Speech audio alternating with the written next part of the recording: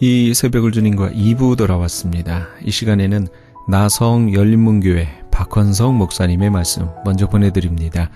오늘은 에베소서 4장 11절에서 16절까지의 말씀을 본문으로 열린문교회 일꾼들이란 제목의 말씀 전해주시겠습니다.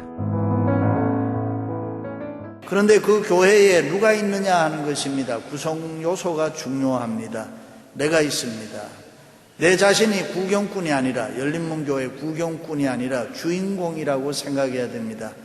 우리 모두 한 사람 한 사람이 조연이 아니라 주연인 것입니다. 그래서 우리의 모습이 대단히 중요합니다. 내 말 한마디가 중요하고, 내 생각이 중요하고, 내 행동이 중요합니다. 내가 어떤 생각을 가지고 이 교회를 섬기고 있는가, 내가 어떤 모습으로 이 교회를 섬기는가. 성경에 보면 똑같이 교회 일꾼으로 부름을 받았지만은 어떤 사람은 주님께 사랑받고 칭찬받고 은혜와 복을 받습니다. 그런가 하면 어떤 사람은 주님으로부터 책망 듣고 버림을 받습니다. 왜 그랬습니까? 그 차이가 뭡니까? 여러분은 이런 이야기를 들으면은 어떤 사람이라고 생각합니까? 여러분은 이 교회에서 맡겨진 일에 정말로 최선을 다하고 있습니까? 예수를 좀 오래 믿으신 분들은 대개 이런 고백합니다. 나의 나 된 것은 다 하나님의 은혜라. 그 은혜에 걸맞는 신앙생활을 하고 있습니까? 오늘 하나님이 여러분을 부르신다고 하더라도 후회 없이 천국 떠날 수 있겠습니까? 저는 골프를 칠 줄 모릅니다만 골프 치는 분들의 얘기를 들어보면 골프는 자기 힘, 생힘으로 치면 안 된다는 것입니다. 조그마한 공을 하나 갖다 놓고 멀리 쳐야지, 잘 쳐야지, 힘있게 쳐야지 여러 가지 이야기를 해가지고 치면은 이상한 곳으로 날아가 버린다는 거예요. 그것을 오비라나요? 아니면은 자기 있는 힘을 다해서 힘차게 휘둘렀는데 공은 멀리 가지도 안 하고 그 발 앞에 통통통거리고 튈 수가 있다. 그래서 골프에서 중요한 것이 힘 빼기라고 이야기합니다. 힘 빼는데 사람마다 조금씩 다르겠습니다만은 약 3년이 걸린다고 합니다. 그렇습니다. 교회 봉사, 교회 충성, 내 힘으로 한다는 것 아직도 어리석은 사람입니다. 교회 봉사하고 교회 헌신하고 교회 충성하려면은 내 힘이 다 빠져야 되는 것입니다. 내 힘이 다 빠져야 믿음으로 할 수가 있습니다. 교회 직분을 받아 감당할 때 내 힘이 다 빠지고 나면은 그 안에 주님이 들어오셔서 주님이 나를 지배하시고 영적인 사람이 되고 성령인 사람이 되는데 그것을 은혜라 그렇게 이야기합니다. 여러분 모두가 다 하나님의 은혜로 교회 봉사할 수 있기를 바랍니다. 성경에 보면 하나님께서 우리에게 직분을 맡겨주실 때 대충 몇 가지 사람이 있는데, 마음들이 있는데, 첫째는 해보지도 아니하고 못한다 하는 사람이 있다고 해요. 그런 사람은 믿음이 없는 사람이기 때문에 정말 못합니다. 못한다는 사람이 뭐 할 수가 있겠습니까? 내가 잘한다고 해도 못할 판인데. 그래서 그런 사람은 믿음 없는 사람이기 때문에 하나님이 도와주시도 안 하고 정말로 못하는 사람. 두 번째는 교회 직분을 시시하게 생각하는 사람이 있어요. 교회 일을 우습게 한단 말이죠. 세상의 일은 열심히 하는데, 돈 버는 일은 잘하는데 교회 일은 그냥 해도 그만이고 안 해도 그만이고 시시하게 생각하는 사람, 그러면 안 되죠. 교회 일을 귀하게 여겨야 됩니다. 때로는 가정일 보다가, 자녀일 보다가, 사업 보다가 더 귀하게 여겨야 되는 것이 교회 일인 줄로 믿습니다. 세 번째는 교회 직분을 또 감투로 생각하고 괜히 큰 소리 치는 사람 또 있어요. 하나님의 은혜로 주신 직분인데 그저 겸손하게 잘 감당해 나가면 되는데 그것이 무슨 대단한 감투라도 쓴 것처럼 큰 소리 치면 안 된다, 그 말입니다. 마지막으로는 교회 직분을 받을 때에 감사하고 감격하는 사람이 있습니다. 나는 죄인인데, 나는 부족한 사람인데 사도 바울처럼 하나님이 나를 충성되이 여기셔서 내게 귀한 직분을 맡겨주셨구나. 하나님 감사합니다. 내 있는 힘을 다하여 잘 감당할 수 있도록 나를 도와주옵소서. 그렇습니다. 교회 일꾼으로 부름받은 거 하나님의 놀라운 축복입니다. 장로로, 권사로, 집사로, 목사로 부름받아서 하나님의 교회 섬길 수 있다는 거 얼마나 큰 하나님의 은혜입니까? 이렇게 부름받은 것은 성도를 온전케 하고 예수 그리스도의 몸인 교회를 세우기 위함이라. 믿으시면 아멘. 주님이 가장 애정을 가지고 사랑하는 것이 교회입니다. 교회가 그래서 축복의 통로가 되는 것입니다. 그런데 그 교회의 일을 위해서 일한다는 것이 얼마나 귀하고 복된 일입니까? 교회라는 게 뭡니까? 교회는 여러분들이 뭐라고 생각합니까? 구약시대에 보면 제일 처음 가인과 아벨 족장들이 제사를 드린 제단 시대가 있었습니다. 그때 하나님의 말씀에 순종해서 예배하면, 제사하면 복을 받았습니다. 그런가 하면은 자기 마음대로 드리면은 벌 받았어요. 그리고 교회의 대표적인 예표가 노아 방주지요. 사람들이 타락하고 죄를 범함으로 말미암아 하나님의 심판이 임합니다. 그런데 그 하나님의 심판이 임할 때에 택한 자를 구원해야 되는데 그때 지은 것이 방주인 것입니다. 믿음으로 그 방주에 올라탄 사람들 다 구원받았습니다. 그리고 광야교회입니다. 소위 성막시대라고 이야기합니다.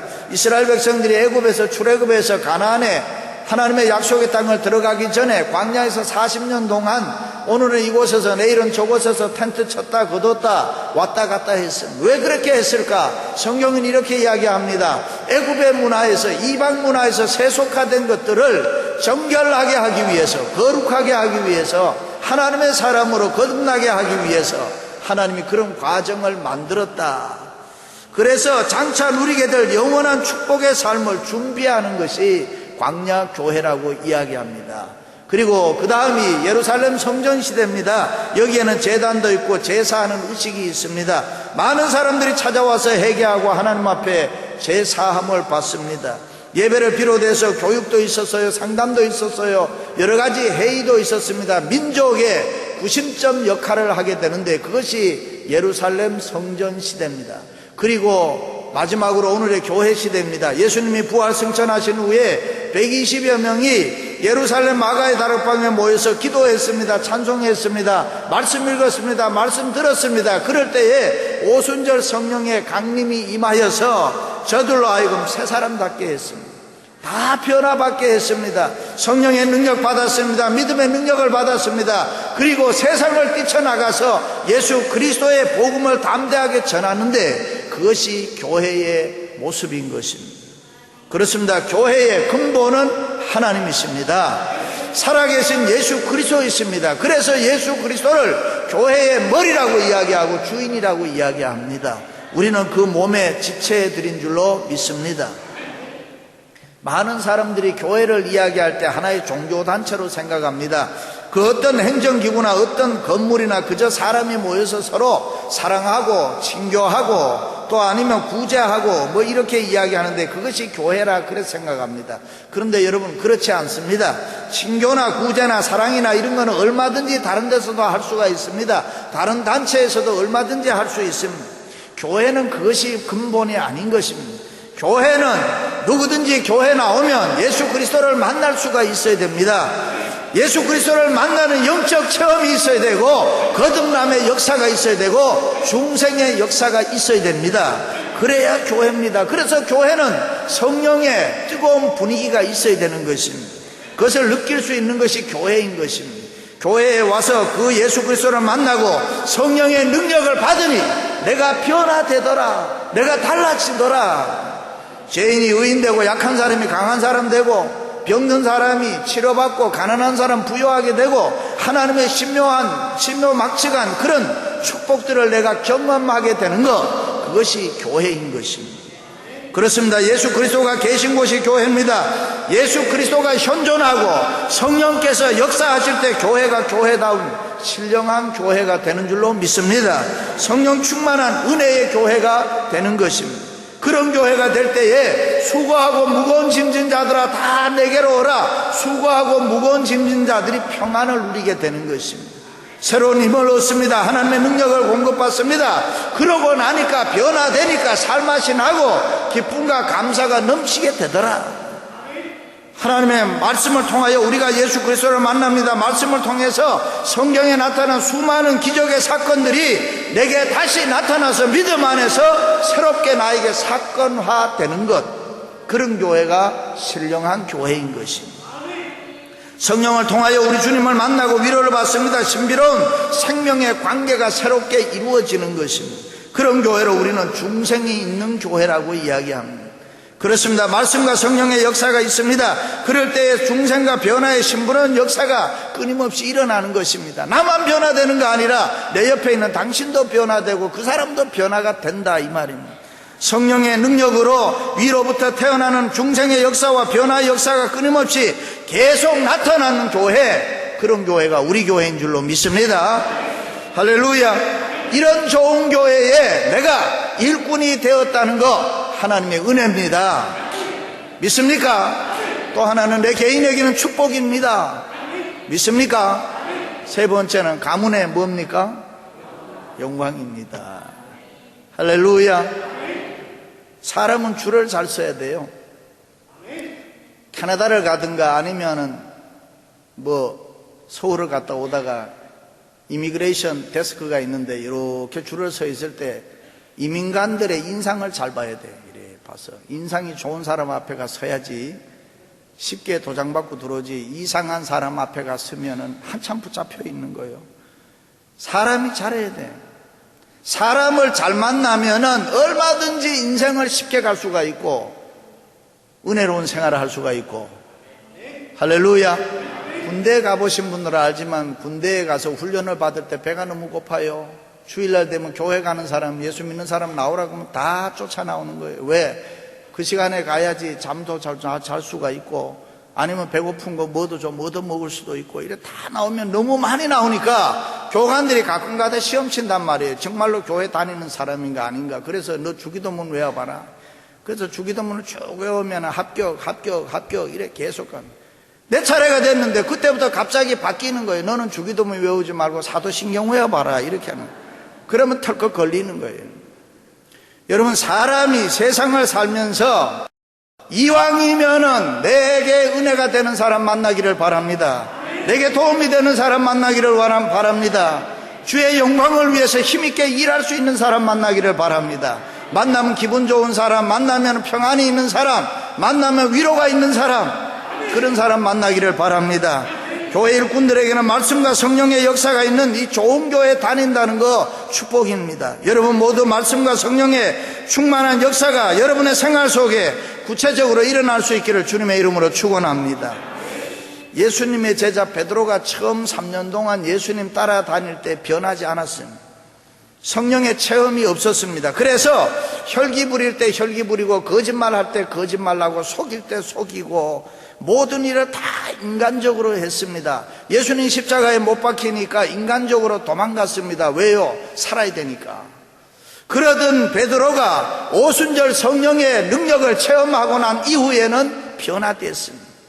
이사야는 믿는 가정에 태어나서 안식일이면 의뢰의 성전에 나가서 형식적이지만은 예배를 드렸습니다. 그런데 그가 언제 변화됐느냐? 40에 부름받을 때 변화됐습니다. 그러면 40년 동안은 그냥 다닌 거예요. 형식적으로 다닌 겁니다. 형식적으로 그저 신앙생활 했는데 어느 날 우시야 왕이 죽습니다. 이사야는 우시야 왕을 의지하고 살았습니다. 그런데 우시야 왕이 죽고 나니까 큰일 났단 말이죠. 그때 하나님 앞에 매달려서 변화되는데 하나님의 사람이 돼서 선지자로 일하게 되는 것입니다. 그렇습니다. 여러분, 하나님의 말씀과 성령을 통하여 중생하는 그리스도인이 되기를 바랍니다. 하나님이 누구시고 자신이 누구이신지를 바로 알 수 있기를 바랍니다. 이 세상의 모든 역사와 사건을 이제는 예수 그리스도 안에서 이해할 수 있기를 바랍니다. 교회를 얼마나 오래 다녔느냐 중요하지 않습니다. 예수 그리스도의 십자가의 사건이 이제는 내 사건으로 받아들여지는 거예요. 그래서 주님의 십자가를 생각하면 나도 모르는 사이에 눈물이 나온단 말이죠. 감동된단 말이죠. 사랑하는 성도 여러분, 여러분에게도 베드로와 같은, 이사야와 같은 말씀과 성령의 체험이 있으시기를 주님의 이름으로 축원합니다. 할렐루야. 교회와 성도는 언제나 본질적인 문제를 중요하게 생각해야 됩니다. 본질적인 문제를 외면하고 지엽적인 문제를 붙들리면은 시험을 받게 되는 것입니다. 내게 조그마한 욕심이 하나 사로잡히면 전체 신앙이 흔들리고 영적인 질서가 깨져버리는 것입니다. 여러분 아마 그런 걸 종종 경험할 겁니다. 지나놓고 보면 아무것도 아닌데 내가 조그마한 일에 잘못 휘말려서 내 영적인 생활이 손해를 엄청 보게 됩니다. 우리가 봉사의 직분을 받은 것은 성도를 온전케 하고 그리스도의 몸을 세우기 위함이라. 이제부터는 어린아이처럼 살지 말고 요즘 말에는 어린아이가 되지 말고 사람의 개술과 속임수와 간사한 유혹에 빠져 풍조에 밀려 요동치 말라. 예수 그리스도와 더불어서 중생한 그리스도인이면은 이 세상 것 때문에 흔들리지 말라, 그런 말이에요. 그렇습니다. 우리가 세상적 인간적 욕심이나 아집이나 고집에 사로잡히면은 이 신앙의 질서, 인간적 영적인 질서가 파괴되고 유혹에 빠지게 되고 시험이 들게 된다. 그러므로 봉사자에게 있어서 잊지 말아야 할 것은 이 교회에 대한, 성령에 대한 두려움이라 그래요. 초대 예루살렘 교회가 우리에게 중요한 메시지 하나 주는 거 있어요. 사람마다 두려워하는데 여러분, 교회는 두려움이 있어야 되는 것입니다. 그리스도의 임재의 의식, 하나님이 여기 살아계시는데 교회의 권위 앞에, 살아계신 하나님 앞에 두려움으로 대했다. 이 두려움은 내가 죄로 말미암아 저주받아 죽으면 어떻게 하나, 그런 두려움이 아닙니다. 은혜로운 두려움, 영적인 두려움, 거룩함에 대한 두려움이라. 그것을 보여주는 것이 아나니아와 삽비라의 사건이. 땅을 팔아 하나님께 바치겠다고 마음먹었어요. 아름다운 마음이에요. 그런데 팔고 막상 돈을 손에 잡으니까 마음이 변했어요. 반만 바치자. 아나니아가 반은 감추고 반을 갖다 바치니 베드로가 보고 어찌하여 내가 성령을 속이느냐 하니까 그 자리에서 죽었다 그랬습니다. 그것도 모르고 부인이 다시 쫓아들었는데 베드로가 그 땅판 값이 이것뿐이냐? 예, 그렇습니다. 너희가 어찌 함께 깨하여 주의 영을 속이려고 하느냐? 그러니까 두 번째 부인이 또 죽어버렸습니다. 영적인 권위 앞에 조심해야 된다. 우리는 두려움이 있는 교회 생활을 해야 됩니다. 봉사자는 신령하고 경건한 두려움으로 살아야 됩니다. 자기 마음대로 생각하고 자기 마음대로 말하고 자기 마음대로 행동하면 안 되는 것입니다. 두려움이 있는, 거룩한 두려움이 있는, 경건의 두려움이 있는 그런 교회가 될 수 있기를 바랍니다. 할렐루야. 교회에 얼마나 오래 다녔느냐, 무슨 직분을 받았느냐, 그것이 예수 그리스도의 사람, 성령의 사람과는 아무 관계가 없습니다. 말씀과 성령으로 거듭나서 예수 그리스도를 나의 구주로 영접하고 예수 그리스도와 나와의 신비스러운 관계가 맺어져야 되는 것입니다. 그때부터 나는 말씀과 성령의 지배를 받는 하나님의 사람이 되는 것입니다. 표정이 달라져요. 웃음과 기쁨이 있어요. 생활에 변화가 있습니다. 여유가 있습니다. 아무리 어려운 일을 만나도 하나님이 나를 도와주시면 되겠지 그러는 거예요. 심지어 불가능한 일도 하나님이 나를 도와주시면은 나는 할 수 있다라고 생각하는 거예요. 그래서 맡은 일에 충성하게 된다. 그렇습니다. 교회 일꾼은 말씀과 성령이 충만해야 될 줄로 믿습니다. 할렐루야. 사람이 죽어서 천국에 가면 삶의 내용이 중요합니다. 어떤 사람은 나는 장로로 살아왔습니다.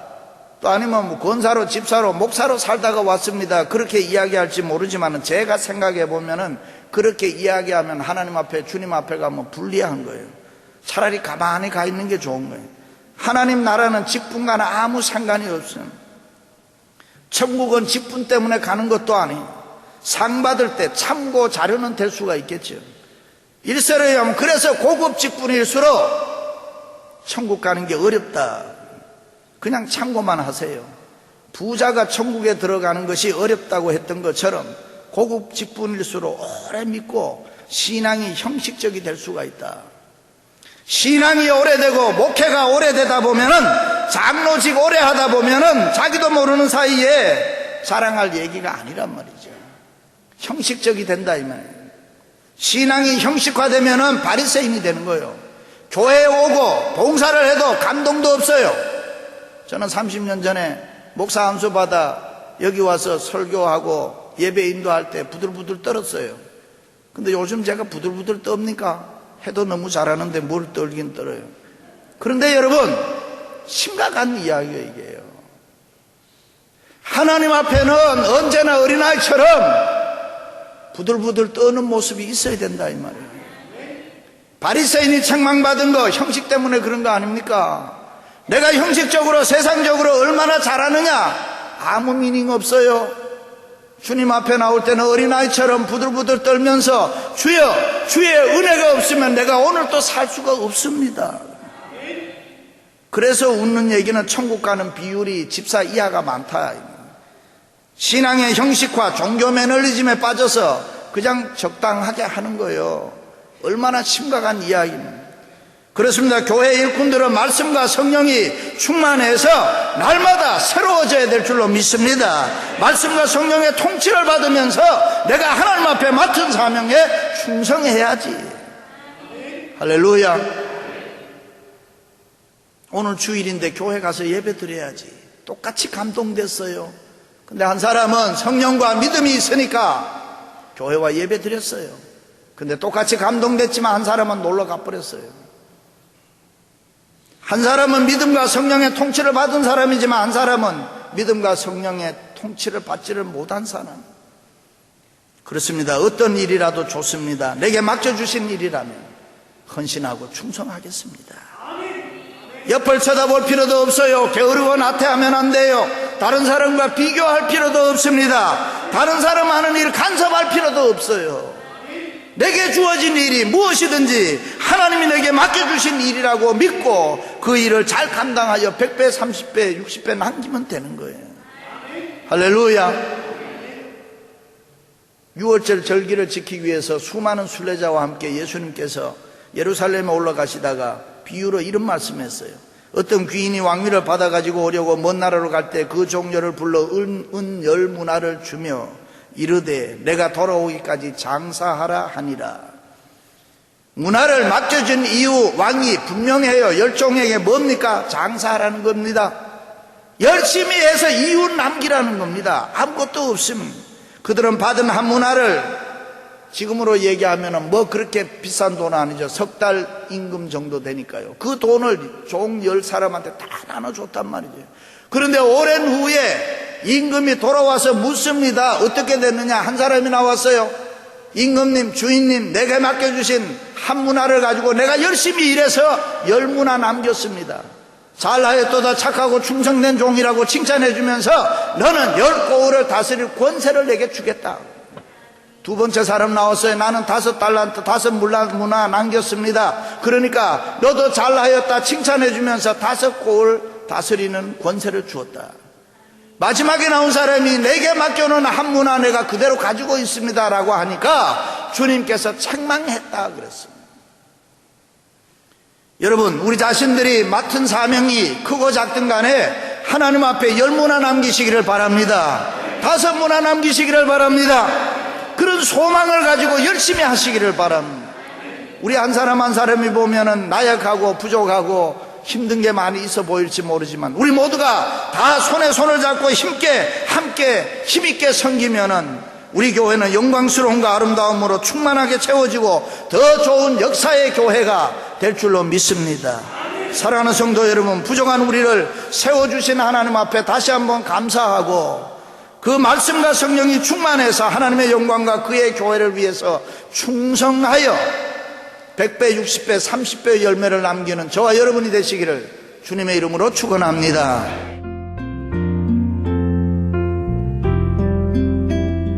지금까지 나성열린문교회 박헌성 목사님께서 열린문교회 일꾼들이란 제목의 말씀 전해주셨습니다.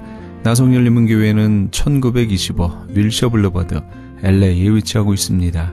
신앙상담이나 교회에 대해서 좀 더 자세히 알기 원하시는 분은 전화 213-413-1600 213지역 413-1600 나성열린문교회로 연락주시기 바랍니다.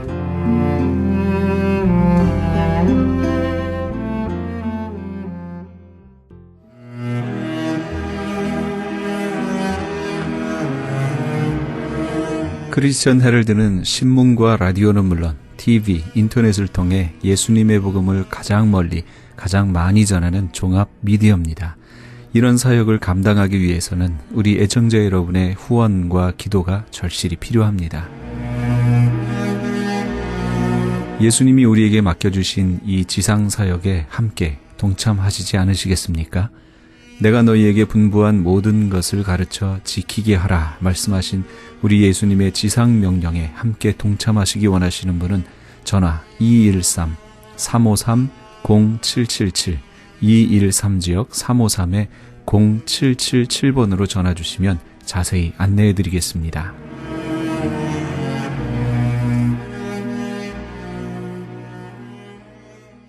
지금 여러분께서는 AM 1650과 인터넷을 통해 미 전역과 전 세계에서, 하와이에서는 AM 1540으로 방송되는 크리스찬 헤럴드의 이 새벽을 주님과 2부 함께하고 계십니다. 방송 시간과 설교 편성표는 크리스찬 헤럴드 신문 주간 편성표나 홈페이지 cheraldus.com에서 확인하실 수 있습니다.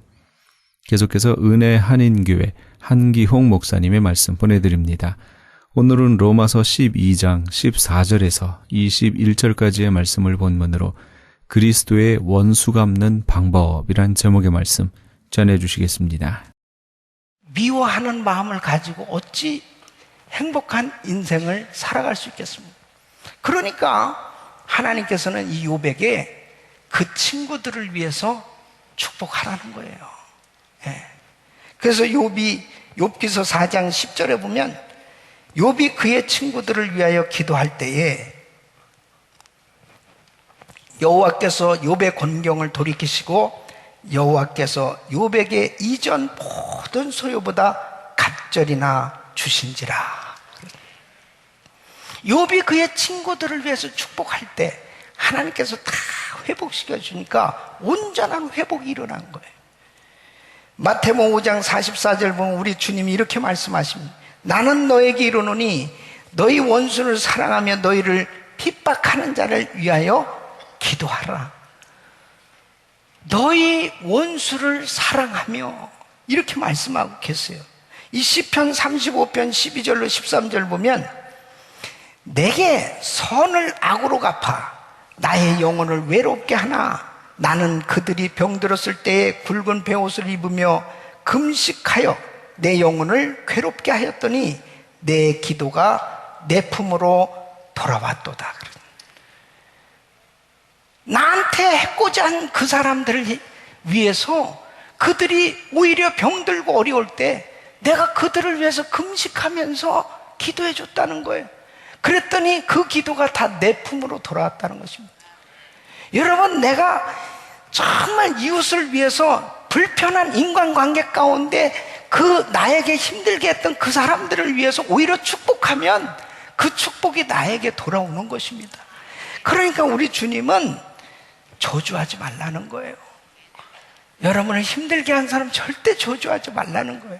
축복해 주라는 것입니다. 할렐루야. 어떤 자매가 남편이 너무너무 힘들게 하는 거예요.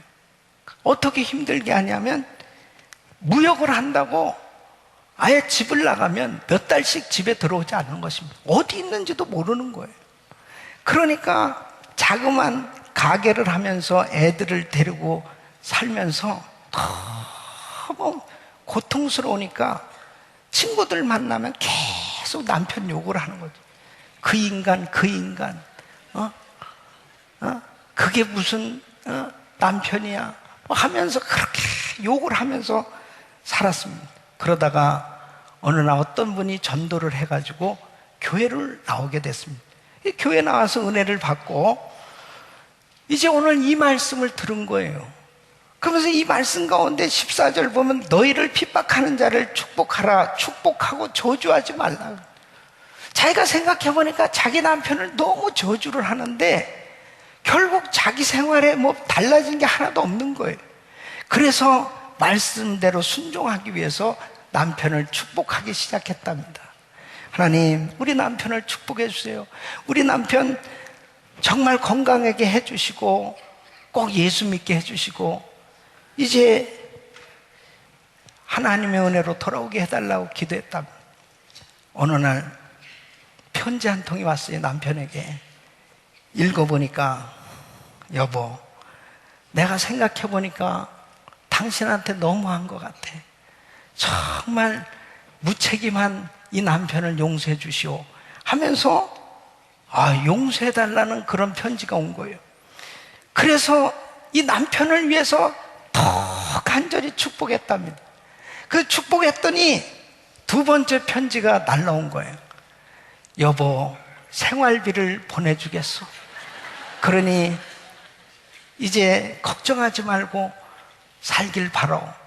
그래서 이제 이 자매는 마음과 정성과 뜻을 다해서 더 열심히 남편을 축복하기 시작했답니다. 그랬더니 세 번째 편지가 왔는데, 여보, 내가 이제 집으로 들어가겠어. 그래서 이제 당신의 좋은 남편이 되겠어. 우리 아이들의 좋은 아빠가 되겠어요. 그래서 들어와서 행복하게 살았다는 얘기예요. 여러분, 원수를 축복하시기를 바랍니다. 진짜 축복하면 하나님이 해결해 주신다니까요. 그러니까 하나님께 맡겨야 되는데, 주님이 그 심령도, 그 영혼도, 그 환경도 주님이 역사해 주셔야 되는 거죠. 그러니까 주님께 맡긴다는 건 구체적으로 불편한 사람, 그 원수를 위해서 축복기도 해주라는 것입니다. 두 번째는 원수를 위해 사랑으로 갚으라 하는 것입니다. 따라하겠습니다. 사랑으로 갚자. 20절 말씀 보니까, 네 원수가 줄이거든 먹이고 목마르거든 마시오라. 그리함으로 네가 숯불을 그 머리에 쌓아 놓으리라 그랬습니다. 이 숯불을 머리에 쌓아 놓는다는 건 뭐예요? 얼굴이 화끈화끈하고 창피하다는 거예요. 회개한다는 뜻입니다. 그러니까 나에게 그렇게 잘못한 사람이 어려움을 당했을 때 내가 그 사람을 도와줬다고 한번 생각해 보세요. 얼마나 그 마음 가운데 미안한 마음이 생겨지겠냐는 거예요. 그러니까 아주 구체적으로 도와주라는 겁니다. 구체적으로 사랑을 실천하라는 거예요. 여러분, 출애굽기 23장 4절로 5절 우리 같이 읽겠습니다. 시작. 내가 만일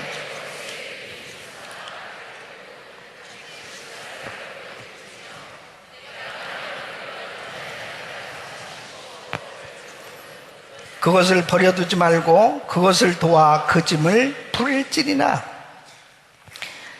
원수가 길을 잃어버리고 원수가 정말 어려움을 당하게 되었을 때 그것들을 다 돌봐주고 도와주라는 거예요.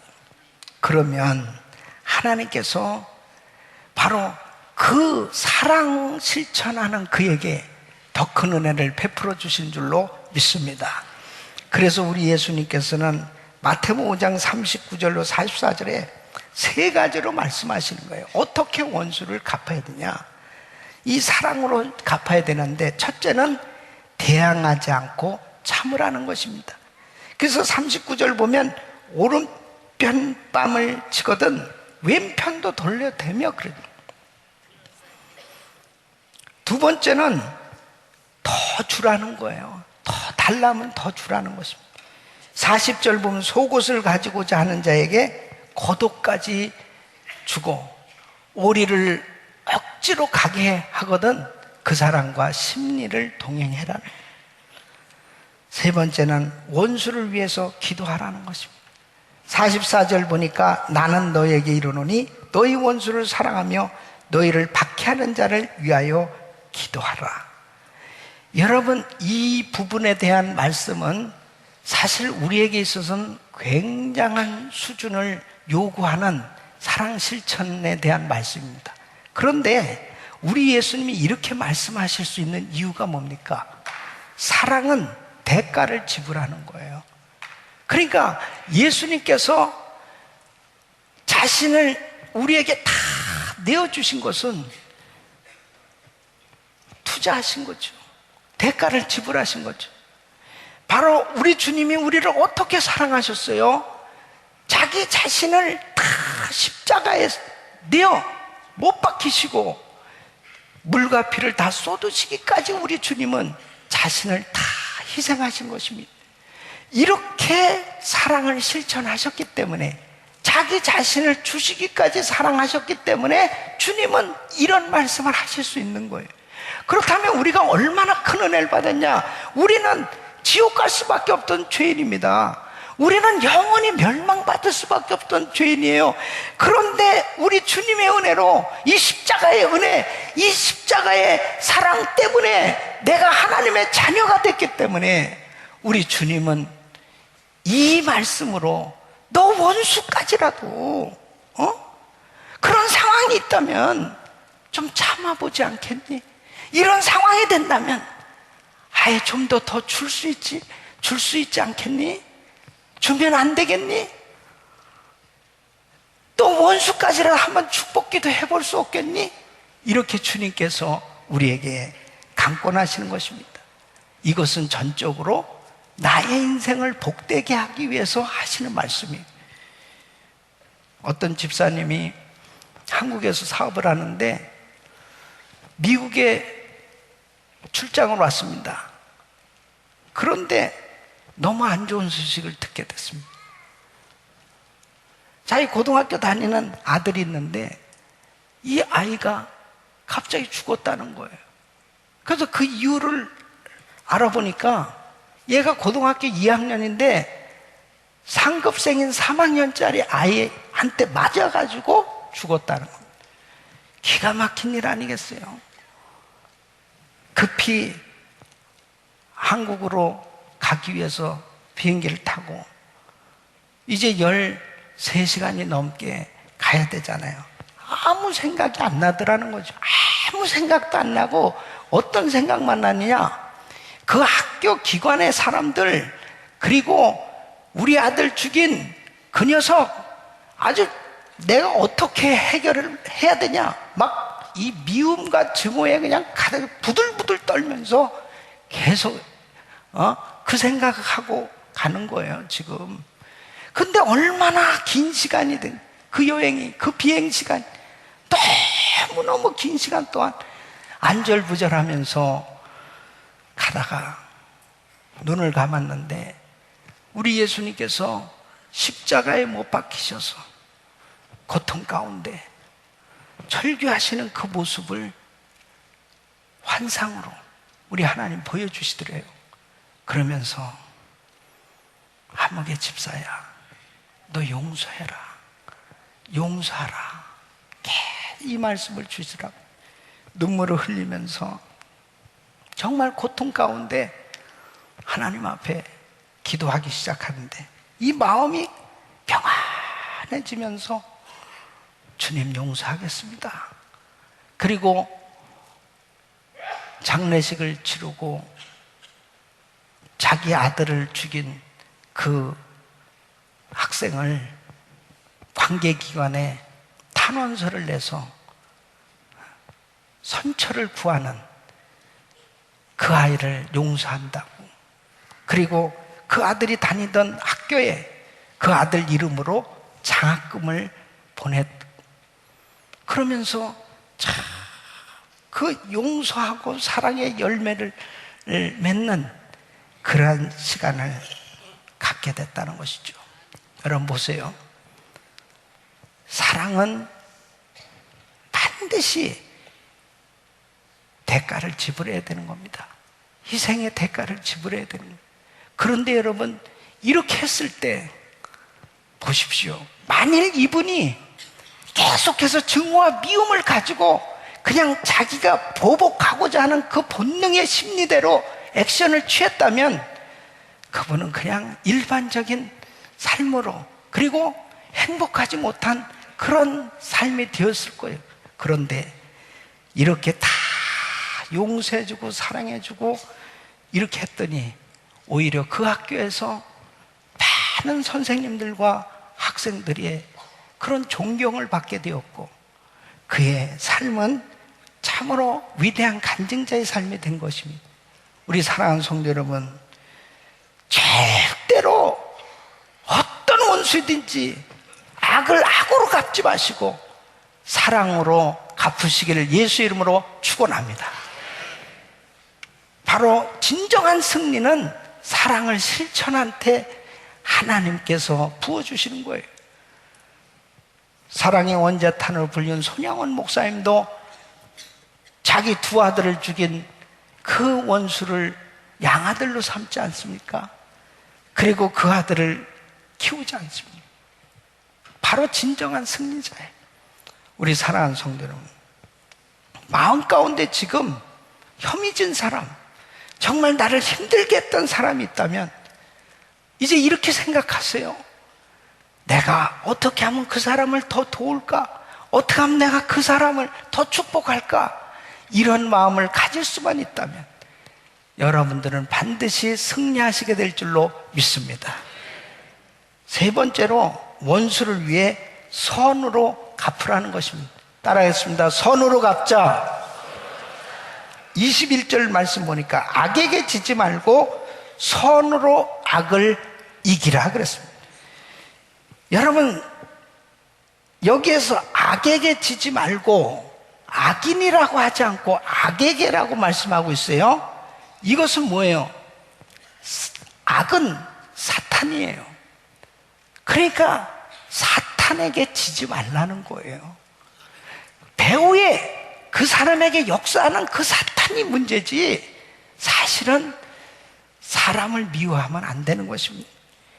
에베소서 6장 12절 말씀 보면 우리의 싸움은 혈과 육에 대한 것이 아니요 정사와 권세들과 이 어둠의 세상 주관자들과 하늘에 있는 악의 영들에게 대합니다. 지금 악한 영이 역사하니까 그런 일들이 벌어졌어요. 그럴 때 악에게 지지 말아야지 사람하고 싸우려고 하면 절대로 다 망할 수밖에 없다는 거죠. 선으로 간다는 뜻은 화해를 청한다는 거예요. 오히려 내가 먼저 손을 내밀고 내가 그를 용서하는 것입니다. 그가 불응한다면 할 수 없지만 그렇다면 난 잘못이 없어요. 그러나 억울하지만 내가 먼저 손을 내미는 거예요. 이것이 바로 승리하는 비결인 줄로 믿습니다. 마태복음 6장 14절 말씀 보면 너희가 사람의 잘못을 용서하면 너희 하늘 아버지께서도 너희 잘못을 용서하시려니와 그랬습니다. 그러니까 바로 이 땅에서 묶이면 하늘에서도 매이는 거예요. 그래서 내가 선으로 갚는다는 것은 이 땅에 묶인 것을 푸는 거예요. 그때 하늘문이 열리는 것입니다. 우리 주님은 나를 축복하시기 위해서 지금 이 말씀을 하시는 거예요. 악에게 지지 말고 바로 그 악을 선으로 갚으라. 그 악을 선으로 갚을 때 사단이 떠나가는 줄로 믿습니다. 그때 하나님의 역사가 우리의 삶 가운데 나타나는 것입니다. 여러분, 지난 주간에 남아프리카 공화국의 대통령이었던 넬슨 만델라 그 전 대통령의 장례식이 있었어요.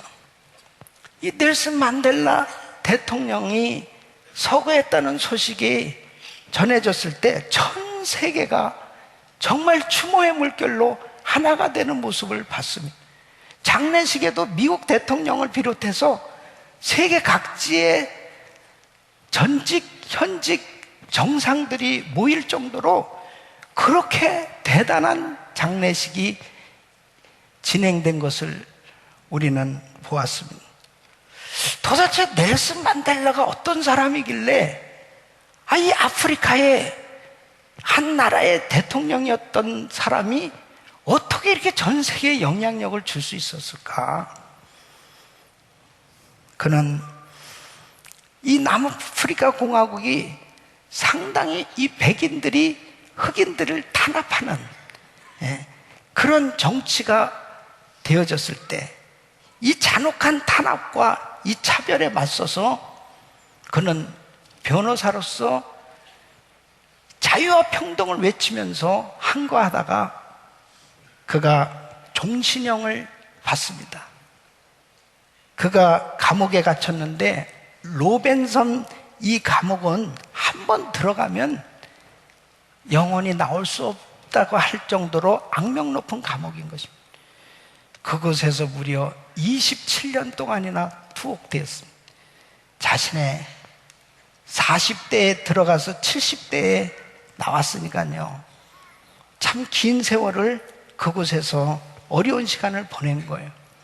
그가 대통령이 됐을 때 많은 흑인들은 이제 잃어버린 27년이 분노와 증오 그리고 복수심으로 이제 쏟아낼 것을 어떤 면에서는 기대했다고 합니다. 너무나 억울한 시간을 보냈으니까요. 그런데 만델라가 선택한 것은 용서와 관용과 화해였습니다. 그의 통치를 통해서 300년 동안 인종차별의 깊은 갈등이 해결된 거예요. 여러분, 이 넬슨 만델라는 회고록에서 이렇게 말을 하고 있는 거죠. 자유로 이어질 문을 향해 걸어가면서 나는 알았다. 내 안의 비통함과 증오를 뒤에 남겨둔다면 나는 여전히 감옥에 갇히게 되리라는 사실을. 만일 자신이 정말 이를 갈면서 그 통치자들에 대한 이 증오와 미움을 계속 가지고 자유의 몸이 돼서까지도 그런 생각을 가지고 있다면 그는 자유할 수 없다는 것을 알았다는 거죠. 그가 하나님의 말씀 그대로 용서와 관용으로 하나 되기 위해서, 흑백이 화합하기 위해서 그렇게 관용을 베풀었을 때 그 나라는 참으로 자유로운 나라가 되었고, 참으로 그의 삶 자체가 참으로 많은 사람들에게 크게 영향력을 주는 귀한 삶이 된 줄로 믿습니다. 우리 사랑하는 성도 여러분, 성탄절을 맞이해서 우리 예수님께서 이 땅에 오신 것은 자신을 화목제물로 내어주시기 위해서 오신 것입니다. 하나님과 인간이 죄로 인해서 원수되어진 이 관계 가운데 우리 예수님이 화목제물로 드려짐으로 이제 죄인된 인간이 하나님을 아바 아버지라 부르면서 자유롭게 살아갈 수 있는 영원한 생명을 주시기 위해서 우리 예수님은 화목제물로 이 땅에 오셨습니다. 여러분, 이번 성탄절에 가장 귀한 선물이 있다면 화해하는 것인 줄로 믿습니다. 여러분, 금년 한 해 지금까지 살아오면서 여러분 마음 가운데 불편한 사람들이 있습니까? 그 불편한 사람이 주의 종입니까? 그 불편한 사람이 내 남편이요, 내 아내입니까? 그 불편한 사람이 가장 가까웠던 친구입니까? 성도입니까? 어떤 사람입니까? 바로 여러분 마음 가운데 혹시라도 그런 부분들이 있다면 성탄절을 맞이해서 화목제물로 오신 우리 주님 앞에 믿음으로 화해하시고 다 풀고 정말 하나님이 주시는 기쁨과 평강으로 충만하시기를 예수 이름으로 축원합니다. 우리는 꼭 성경대로 원수를 갚아야 되는 것입니다. 말씀에 순종해서 원수를 위해 축복기도 하고 사랑으로 갚고 선으로 갚는다면 우리의 인생은 결코 하나님께서 크신 은혜를 부어주셔서 하나님이 친히 모든 문제를 해결해 주시고 주의 영광 위에 쓰임받는 복된 삶이 될 줄로 믿습니다. 이런 은혜가 우리 모든 성도님들 가정에 임하기를 예수 이름으로 축원합니다.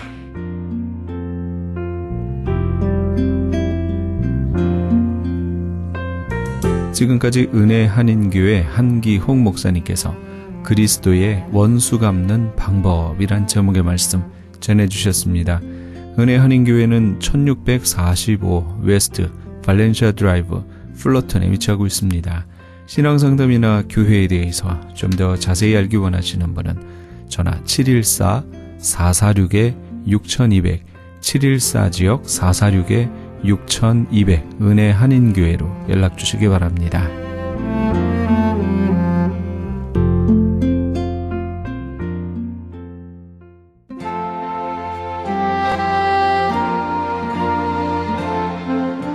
안녕하세요. 완도에서 온 김정두 목사입니다. 섬마을 무이딱 독거 어르신 섬김을 위한 사랑의 미역 나누기 운동에 적극 참여 바랍니다. 참여를 원하시는 분들은 714-501-2737 714-501-2737로 연락 바랍니다.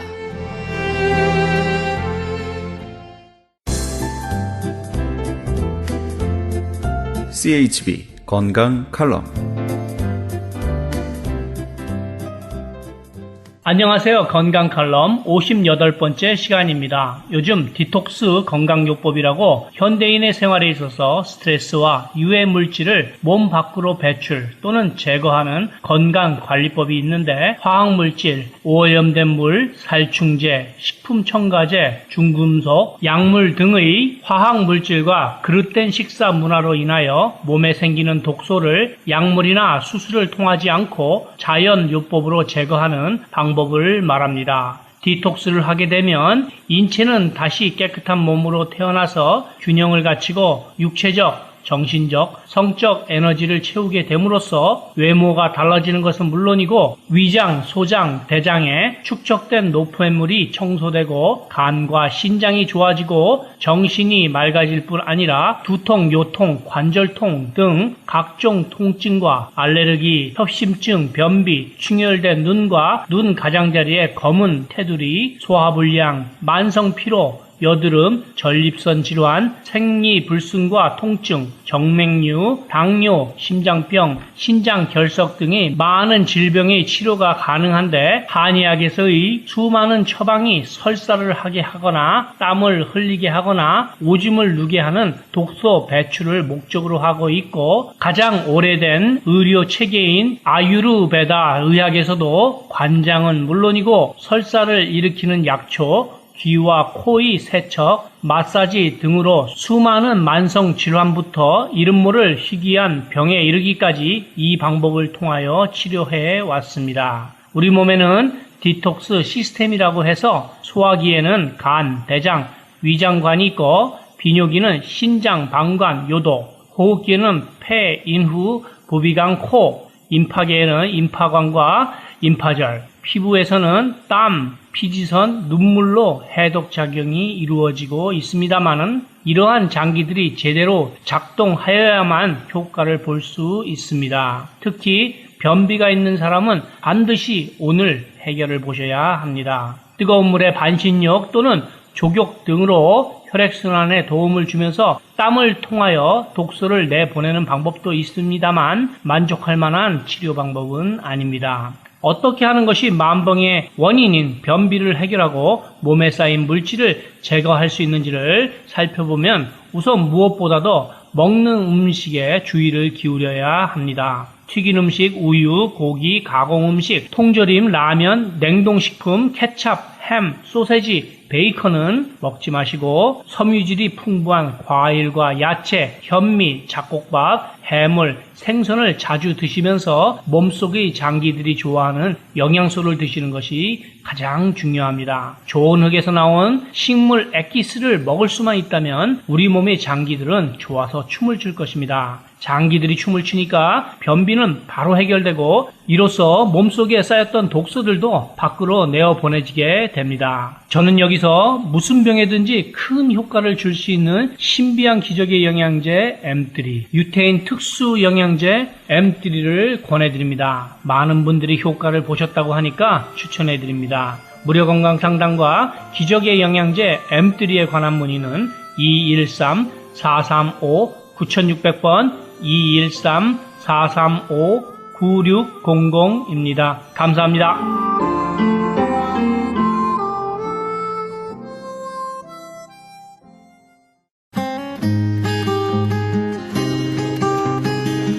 교계 게시판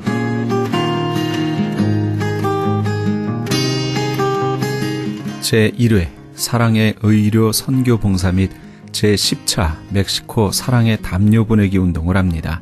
사랑의 담요 보내기는 뉴호프 교도소 선교회에서, 사랑의 의료 선교 봉사는 미주 기독 의료 선교 협의회와 베델 한인교회 의료 선교팀에서 각각 주관합니다.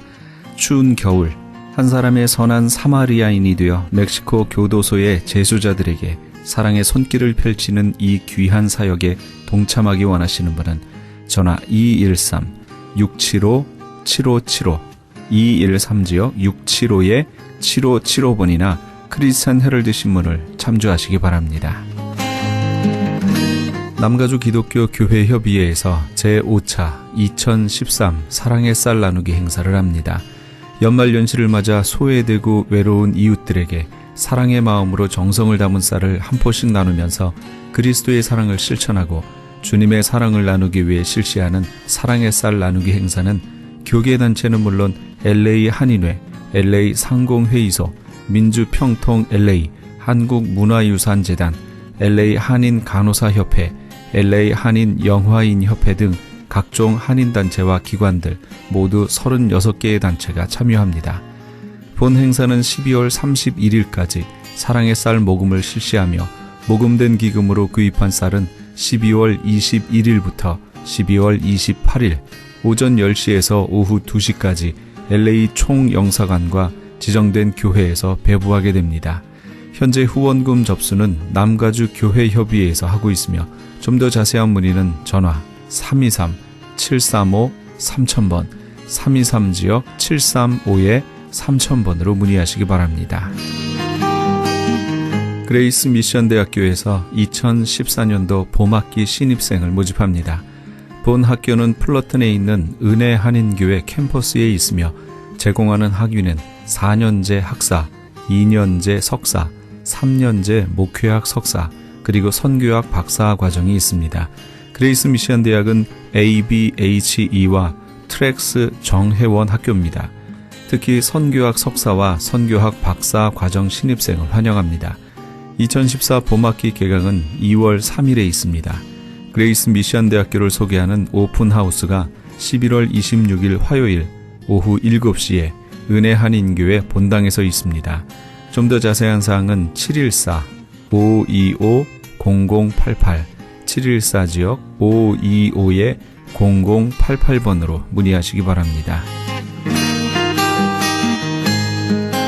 교계 게시판에 대한 좀 더 자세한 사항은 크리스천 헤럴드 신문 교계 소식란을 참조하시기 바랍니다.